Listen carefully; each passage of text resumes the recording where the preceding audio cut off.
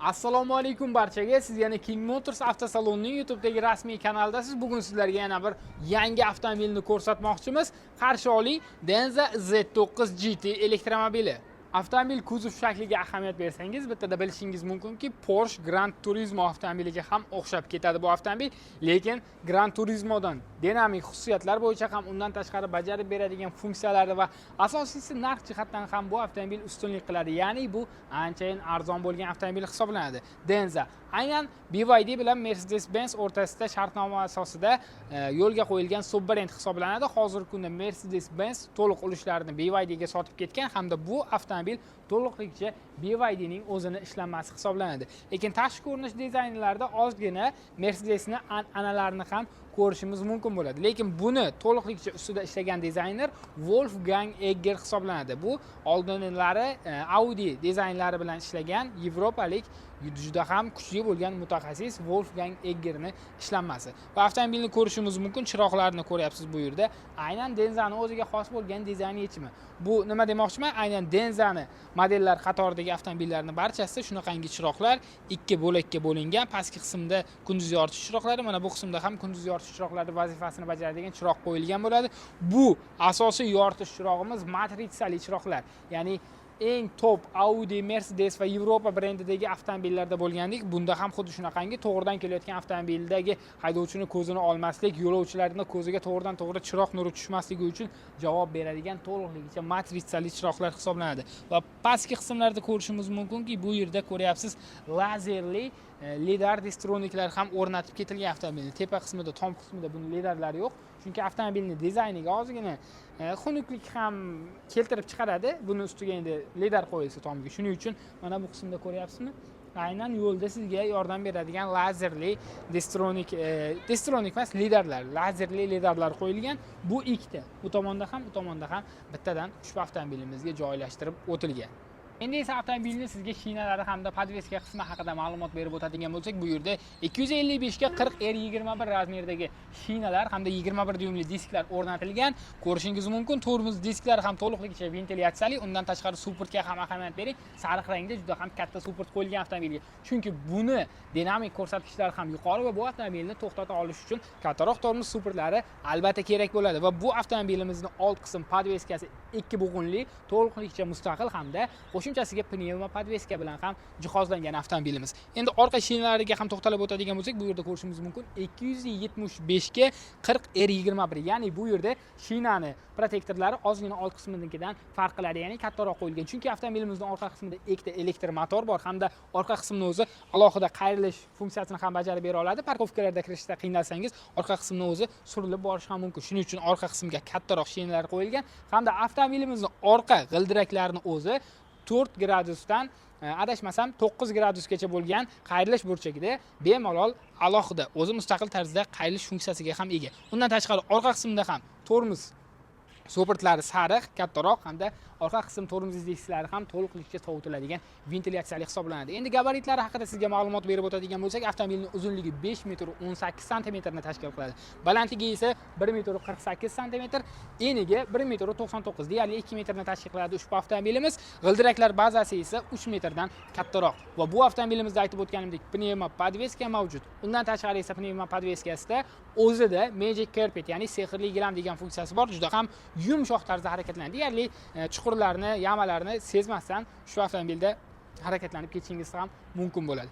Endi sizga eshiklarni ochib ko'rsatadigan bo'lsak, ko'rishingiz mumkin, bu yerda to'liqligicha ramkasiz eshik oynalardan foydalanib o'tilgan hamda ko'ryapsizki, 2 qavatli bu yerda oynalardan avtomobilimizda foydalanilgan. Va xuddi shunaqangi orqa qism eshiklari ham ramkasiz eshik oynalari hamda bu yerda ham 2 qavatli eshik oynalari avtomobilimizda ishlatilgan. Orqa qismi ham juda ham chiroyli. Denza Z9 avtomobilimizni ko'rishingiz mumkin. To'liqligicha bu yerda monoqosh desak ham bo'lardi. Mana shu yerda joy qoldirib o'tilgan. Bu yerda ham 2 bo'lakka bo'lingan chiroqlar avtomobilimizda ishlatilgan hamda bu chiroqlarni siz bundan oldin Denza N9 hamda yaqindagina prezentatsiyasi bo'lib o'tgan, taqdimoti bo'lib o'tgan Denza N9 Katakon crossoverda ham ko'rgan bo'lishingiz kerak. Xuddi shu chiroqlarni va mana bu yerda ko'ryapsizmi? Kameralar o'rnatilgan, undan tashqari esa qo'shimcha to'xtash chiroqlari, spoilerlarimiz hamda elektron tarzda chiqib keladigan avtomobilimizning o'zida qo'shimcha opsiya sifatida o'rnatilgan bu yerdagi, ya'ni yukxona qismidagi spoilerlar ham mavjud. Ko'ryapmizki, bu yerda ham aynan 360 gradus kameramizga javob beradigan blok joylashtirilgan. Mana bu qismda esa avtomobilimizning orqa qismini salon ichidagi oynada ko'rsatib, aks ettirib berish uchun kameralar ham qo'yib o'tilgan avtomobilda. Yukxonasini ochamiz hamda bu yerda ko'ryapsiz Z9 GT yozuvlari. Buni oddiy Z9 bilan adashtirmang, bu GT pozitsiyadagi Denza Z9 avtomobili hisoblanadi. Kuzov shaklini ko'rgan bo'lsangiz, bu leftback kuzov shaklidagi avtomobil hisoblanadi. Deyarli universal desak ham bo'ladi, faqatgina bu ozgina universal kuzovdagi avtomobillar turiga kirmasligini hisobga olmaganda. Bu yerda quvvatlagichlar avtomobilimizning poliklari bir emas, ikkita polik qo'yilgan.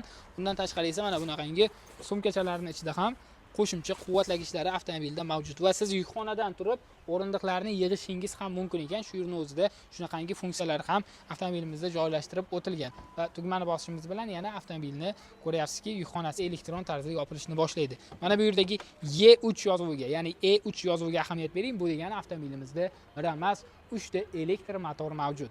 Bir paytlar 300 ming, 400 ming AQSh dollariga baholangan sport karlarda bo'lgan ramkasiz eshik oynalari hozirgi kunda deyarli 50 ming AQSh dollaridan ozgina qimmat bo'lgan mana bunaqangi avtomobillarda ham bor. Ya'ni bu ham sizga o'sha qimmat bo'lgan sport karlarni dinamik xususiyatlarini hamda hissiyotlarini bemalol bera oladi. Undan ko'proq desam ham bo'ladi, chunki buning narxi arzon-ku. Avtomobilning obshivkalariga ham ahamiyat berishingizni xohlardim. Yuqori qismda charm elementlaridan foydalanib o'tilgan. Mana bu qismda ko'ryapsiz. Agarda siz qo'shimcha opsiya sifatida xarid qilsangiz, mana bu yon ko'zgulari bo'lmaydi. Shu yerda kamerani o'zi bo'ladi hamda mana bu yerda kichkinagina displey bo'ladi hamda bu yerdan siz yon qismini ko'rib ketishingiz mumkin bo'ladi. Bu esa an'anaviy bo'lgan ko'zgu. Men shu yaxshi deb o'ylayman, chunki o'zingiz ham ko'rgan bo'lsangiz kerak videoroliklarda to'g'ridan to'g'ri quyosh tushganda mana bu yerdan hech qanaqangi aksni ko'rsata olmaydi kameralar. Shuning uchun yon ko'zguni o'zi an'anaviy tarzda qolgani ham yaxshi. Mana bu yerda haqiqiy yog'och elementlardan foydalanib o'tilgan avtomobilimizda to'liqligicha charm elementlari hamda xrom elementlari ham bor. Eshiklarni ochish, bu yerda tugmalarda yon ko'zgularni boshqarishimiz mumkin, orqa eshiklarni qulflab qo'yish hamda mana bu pastki qismda qarang, juda ham zo'r bo'lgan funksiyasi bor ekan. Endi tugmada joriy etilgan yukxonani ochish, to'g'ri, yukxonani ochish hamma avtomobilda bor. Bunda esa kapot qismini ochish ham tugmada ekan. 2 marta mana shu tugmani bosishingiz bilan kapot qism avtomatik tarzda ochiladi. Ya'ni to'liqligicha ochilmaydi, yog'ni o'zingiz ochishingiz kerak bo'ladi. Hamda mana bu yerda agarda avtomobilda baxtsiz hodisalar yuz bersa yoki akkumulyator o'tirib qolsa, batareykasi emas, akkumulyator o'tirib qolsa, ochishingiz mumkin bo'lgan qo'shimcha mexanik tarzda ochish uchun bu yerda funksiyalarni bajaruvchi rechak ham qoldirib o'tilgan. Dinamiklari ham avtomobilimizda juda ham yaxshi, 22 ta dinamiklar o'rnatilgan avtomobilda va o'rindiqni ham ko'rsatib o'tishingizni xohlardim. Mana bu yerdan kelib ko'ryapsizmi? O'rindiq to'liqligicha elektron tarzda boshqariladi. Undan tashqari esa mana bu qismda atamankalari ham bor. Endi to'liq atamanka bo'lmasa ham tizingizga yordam beradi. Undan tashqari massaj funksiyalari bor. Hamda aynan o'rindiqlarni boshqarish uchun qo'yilgan tugmalarga ham ahamiyat bering. Haqiqiy premium klass avtomobillarda bo'ladigan bu yerda tugmalar foydalanib o'tilgan hamda mana bu narsaga ham ahamiyat berishingizni xohlardim. Avtomobilimizni bosh suyanchiqlari ham to'liqligicha elektron tarzda boshqariladi. Juda ham zo'r va ajoyib funksiyalar bilan jihozlangan avtomobil. Hamda siz keldingiz, avtomobilga o'tirdingiz, mana bu qismda tugma bor, eshikni yopishingiz mumkin. Undan tashqari esa qiynalib yotamanmi tugmani bosib deyishingiz mumkin. Shunda bitta tormoz pedalini bosasiz hamda eshik elektron tarzda yopilishni boshlaydi. Qachonki tormozni oyoqni olsangiz, eshik shu joyda qotadi. Yana bossangiz esa shu joydan davom etib ketadi. Juda ham ajoyib avtomobil. Endi esa sizga ichki qismini ko'rsatib o'tamiz. Ichki qismiga ham ahamiyat bersangiz juda ham chiroyli, ayniqsa charm ranglarini, kombinatsiyalarini ichida eng ko'p yoqqani mana shu rang bo'ldi. To'g'risini aytganda, avtomobilga qanaqadir bir bagati ko'rinish deydi-ku, juda ham bir jiddiy ko'rinish berib turibdi. Aynan shu charm ranglari avtomobilimizda. Rul qismiga keladigan bo'lsak, to'liqligicha bu yerda multimediani boshqarishingiz, adaptiv cruise controlni boshqarishingiz, avtopilot rejimini ham shu yerdan bemalol boshqarishingiz mumkin bo'ladi. Ushbu avtomobilimizda rul elektron tarzda boshqariladi. Xotira bor, isitish funksiyalari bor. Deyarli barcha funksiyalar bilan jihozlangan. Hattoki rul ham. Ichki qism qorong'uroq bo'lmasligi uchun panoramamizni ochib qo'yamiz, pardalarni. Shunda yorug'roq bo'ladi. Ikkiga bo'lingan panorama bunda. Orqa qismiga o'tganda ko'rsatib o'taman. Uni ham tabloyimizga to'xtaladigan bo'lsak, 13.2 dyumdagi bu yerda tablo o'rnatilgan avtomobilimizda to'liqligicha avtomobil sozlanmalarini, yurish zaxirasini shu yerdan ko'rib ketishingiz mumkin bo'ladi. Undan tashqari esa head-up displeylarimiz ham ushbu avtomobilimizda mavjud. Mana bu qismda yo'lovchida ham xuddi shunaqangi 13.2 dyumdagi displey o'rnatilgan. Buni yo'lovchi maza qilib boshqarib o'ziga qiziq bo'lgan videolarni tomosha qilib ketishi mumkin bo'ladi. O'rindiqlarga shu o'rinda to'xtalib o'tamiz.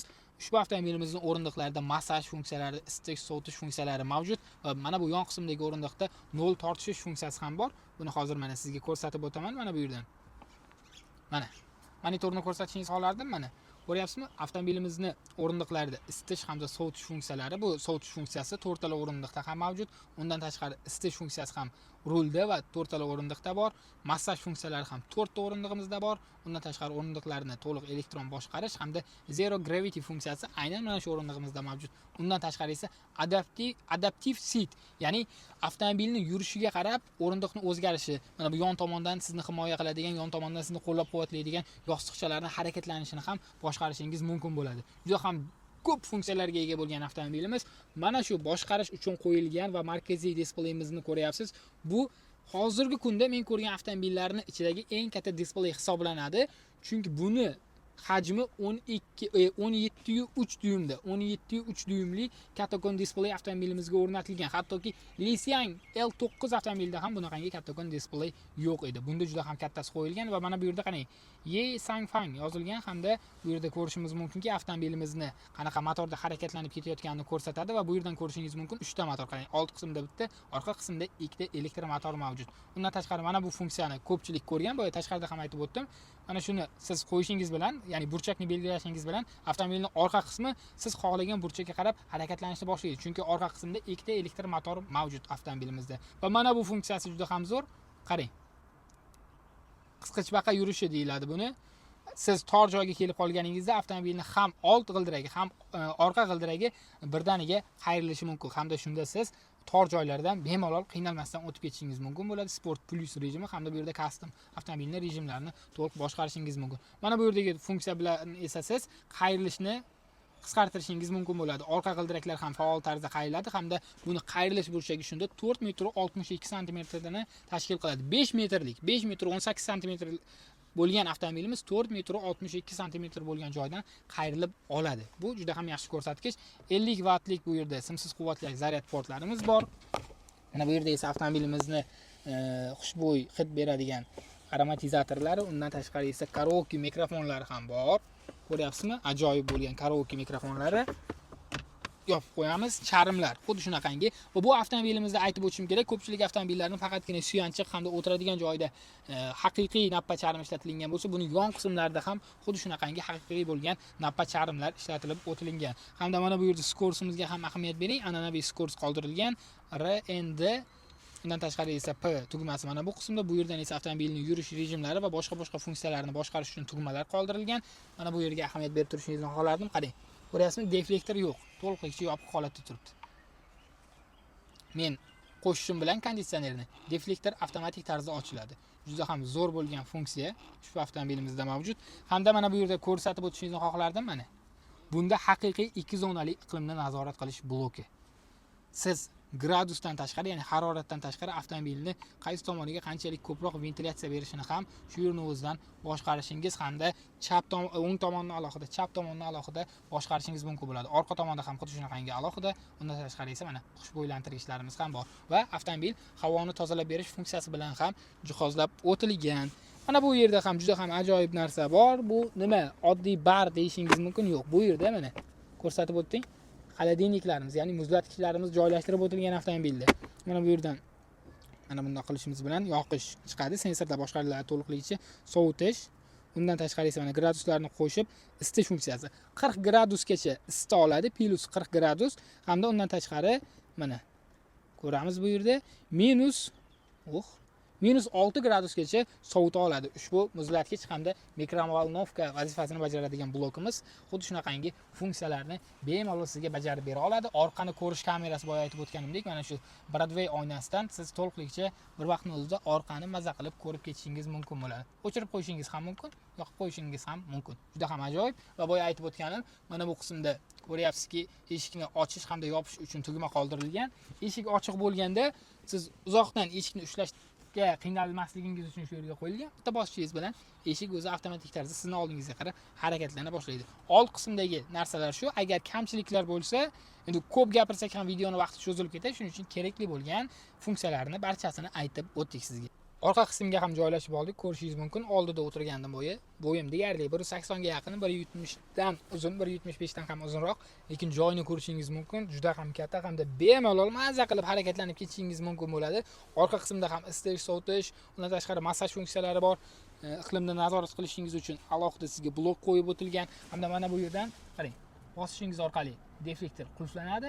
Yana bir marta bossangiz esa deflektor ochiladi. Ko'ryapsizmi? Shu yerda ham aynan premium klass avtomobillarga xos bo'lgan xususiyatlarni ko'rishimiz mumkin. Mana bu yerda esa tirsak suyanchiqlarimiz bor avtomobilimizda.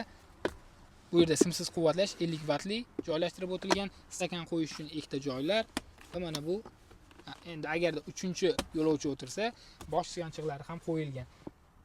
Oynalarni tushirish hamda ko'tarish funksiyalari har bir avtomobilning eshigida bo'ladi. Bunda esa orqa tomondagi pardani ochish hamda yopish funksiyasi ham aynan eshikda o'rnatilgan. Kerak bo'lsa ochasiz, kerak bo'lsa shu yerni o'zidan yopishingiz mumkin bo'ladi. Undan tashqari esa o'rindiqni elektron tarzda ma'lum bir gradusda boshqarishingiz ham aynan eshikdagi tugmalar orqali bajariladi. Juda ham zo'r, hamma funksiyalar, kerakli bo'lgan funksiyalar bor.